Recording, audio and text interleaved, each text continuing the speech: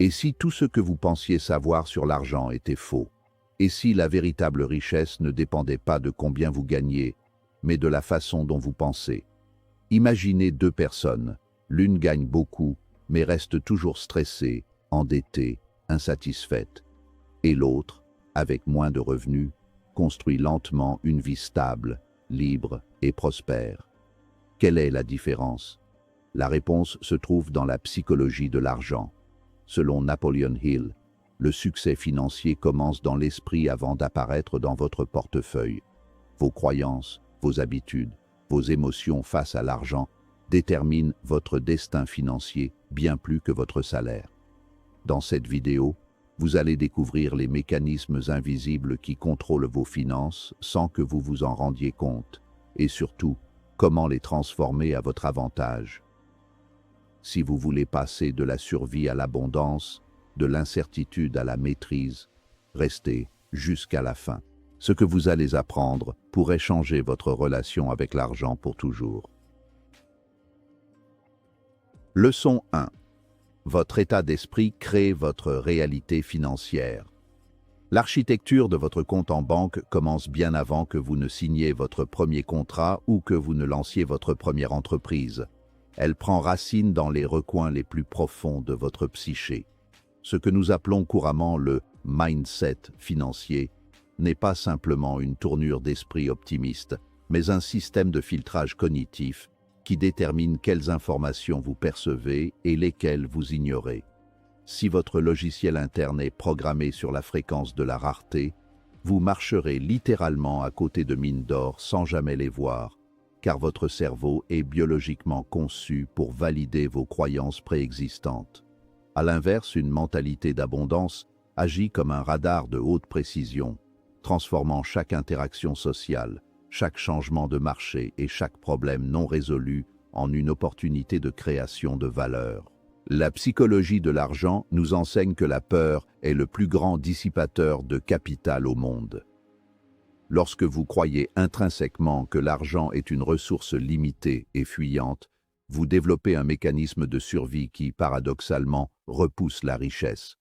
Cette anxiété se manifeste par une aversion excessive au risque ou, à l'opposé, par une thésaurisation stérile qui empêche votre argent de travailler pour vous. Vous agissez comme un jardinier qui, craignant de perdre ses graines, refuse de les planter, s'assurant ainsi une récolte nulle. Le passage d'une mentalité de survie à une mentalité de croissance exige de déconstruire les récits hérités de l'enfance ou de la société qui présentent la richesse comme un jeu à somme nulle. Il est crucial de comprendre que votre réalité financière actuelle est une projection matérielle de vos convictions passées. Si vous vous répétez que les riches sont des gens malhonnêtes ou que je ne suis pas doué avec les chiffres, vous créez une dissonance cognitive qui sabotera inconsciemment tout effort de réussite. Votre cerveau cherchera à vous protéger de ce qu'il perçoit comme une menace à votre identité. La reprogrammation de cet état d'esprit nécessite une immersion volontaire dans de nouveaux paradigmes. Lire des biographies de bâtisseurs, s'entourer de personnes qui voient des solutions là où d'autres voient des obstacles et pratiquer la gratitude proactive. L'abondance commence par la reconnaissance de la valeur que vous pouvez apporter au monde, car l'argent n'est au fond qu'une unité de mesure de la valeur perçue. Enfin, l'état d'esprit détermine votre résilience face à l'échec, qui est un ingrédient inévitable de toute ascension financière.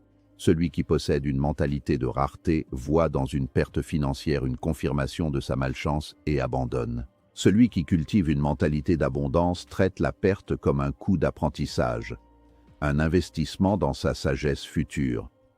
Cette différence de perception change tout. Elle transforme le stress paralysant en une curiosité analytique. En changeant votre dialogue intérieur, vous ne changez pas seulement votre humeur, vous modifiez la structure même de vos décisions quotidiennes, ce qui, par effet cumulé, finit par sculpter une réalité matérielle radicalement différente. Leçon 2. L'émotion est l'ennemi du bon jugement financier. Le monde de la finance moderne est une jungle de stimuli conçue pour pirater votre système limbique, cette partie du cerveau responsable de vos émotions les plus primaires. Lorsque vous prenez une décision financière sous le coup de l'excitation, de la peur ou de l'envie, vous déconnectez temporairement votre cortex préfrontal, le siège de la logique et de la planification à long terme. L'argent est intrinsèquement lié à nos besoins de sécurité et de statut, ce qui en fait un déclencheur émotionnel puissant. Pourtant, les marchés et les systèmes économiques sont froids et mathématiques. Il existe donc un décalage biologique entre l'outil, l'argent, et l'utilisateur, l'humain, et c'est dans cette faille que se perdent la plupart des fortunes. L'un des pièges les plus dévastateurs est la consommation ostentatoire, alimentée par le besoin d'appartenance ou de validation sociale. Dépenser de l'argent que l'on n'a pas, pour acheter des choses dont on n'a pas besoin, afin d'impressionner des gens que l'on n'aime pas, c'est le cycle tragique de l'insécurité émotionnelle. Chaque achat impulsif est souvent une tentative de combler un vide émotionnel ou de calmer un stress passager. Sur le moment, l'achat procure une décharge de dopamine, mais celle-ci s'évapore rapidement, laissant place à la culpabilité et à une érosion silencieuse de votre patrimoine. Apprendre à dissocier votre valeur personnelle de vos possessions matérielles est la première étape vers une véritable souveraineté financière. La peur de manquer, FOMO, et la panique sont les deux faces d'une même pièce émotionnelle qui ruine les investisseurs. Lorsque le marché monte, l'avidité nous pousse à acheter au plus haut, craignant de rater l'occasion du siècle. Lorsque le marché chute, la terreur nous pousse à vendre au plus bas pour sauver ce qui reste. Dans les deux cas, c'est l'émotion qui dicte l'action, et non une stratégie rationnelle. Le bon jugement financier exige une forme d'ataraxie, un calme olympien face aux fluctuations. Il s'agit de mettre en place des systèmes automatiques, comme des ordres d'achat programmés ou des règles de sortie strictes, qui agissent comme des garde-fous contre nos propres impulsions irrationnelles. Pour maîtriser vos finances, vous devez devenir le maître de vos réactions. Cela commence par l'introduction d'un espace entre le stimulus et la réponse. La règle des 48 heures avant tout achat non essentiel est un outil simple mais radical pour neutraliser l'impulsivité. En laissant l'émotion redescendre, vous permettez à la raison de reprendre les commandes. Plus vous développez votre intelligence émotionnelle, plus vous devenez imperméable aux sirènes du marketing et aux mouvements de foule. La richesse ne se construit pas par des coups d'éclat émotionnels, mais par une série de décisions ennuyeuses, logiques et répétées sur une longue période, loin du tumulte des passions. Leçon 3. La discipline bat le revenu élevé. Il existe une illusion persistante selon laquelle un salaire élevé est le synonyme automatique de la richesse. C'est une erreur fondamentale de compréhension comptable. Le revenu est un flux, tandis que la richesse est un stock. On peut gagner des millions et être techniquement insolvable si le train de vie augmente proportionnellement au revenu, un phénomène connu sous le nom d'inflation du mode de vie. La discipline est la variable cachée qui transforme le flux en stock. Sans elle, un gros salaire n'est qu'un tapis roulant plus rapide qui vous essouffle davantage sans jamais vous faire avancer vers la liberté réelle. C'est le modeste employé discipliné qui finit souvent plus riche que le chirurgien dépensier. La discipline financière se manifeste par la capacité à différer la gratification. C'est la force de caractère nécessaire pour dire non à un plaisir immédiat en faveur d'une liberté future. Dans une société qui glorifie l'instant présent, cette attitude est presque révolutionnaire. Cultiver la discipline signifie traiter l'épargne et l'investissement non pas comme ce qui reste à la fin du mois, mais comme la toute première dépense, non négociable, dès que l'argent arrive sur le compte. C'est le principe du « payez-vous en premier ». En automatisant cette rigueur, vous retirez la volonté de l'équation, car la volonté est une ressource épuisable, tandis qu'un système bien conçu est infatigable. L'importance de la discipline dépasse la simple accumulation. Elle concerne la gestion du risque. Un revenu élevé peut s'arrêter brutalement en cas de crise économique ou de problème de santé. Si vous n'avez pas eu la discipline de construire une base solide et de diversifier vos actifs, votre chute sera aussi spectaculaire que votre ascension. La discipline agit comme un amortisseur de choc. Elle vous permet de maintenir un niveau de vie constant et maîtrisé, créant ainsi un excédent de capital qui devient votre armée de soldats d'argent, travaillant pour vous 24 heures sur 24. C'est cette armée, et non votre seul travail acharné, qui finira par assurer votre indépendance. En fin de compte, la discipline est la forme suprême du respect de soi appliqué au temps. C'est reconnaître que votre moi futur mérite autant de confort et de sécurité que votre moi présent. Un revenu élevé sans discipline est un moteur puissant sans réservoir. Il fait beaucoup de bruit et de vitesse, mais s'arrêtera inévitablement en plein milieu de nulle part. La véritable puissance financière réside dans la constance.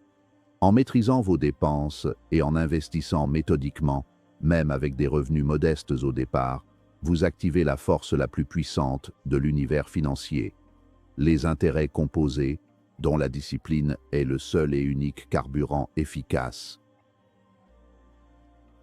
Leçon 4. Les habitudes quotidiennes façonnent la richesse. La richesse n'est pas un événement singulier, comme gagner au loto ou hériter d'un oncle lointain. C'est le résultat résiduel d'un million de petites décisions prises au quotidien. Vos habitudes sont les briques de votre destin financier. Une habitude n'est rien d'autre qu'un intérêt composé comportemental.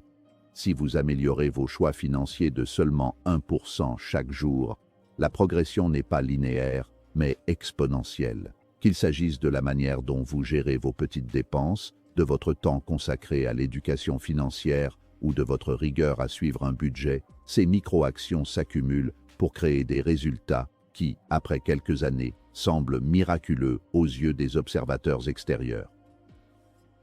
L'habitude d'investir de manière systématique, même des sommes qui paraissent insignifiantes, est le socle de toutes les grandes fortunes. Prenons l'exemple de 10 $ investis chaque jour. Sur le moment, cela semble ne rien changer à votre vie. Mais après 30 ans, avec un rendement moyen, cela représente une somme capable de transformer radicalement votre retraite. Le danger réside dans le mépris des petites sommes.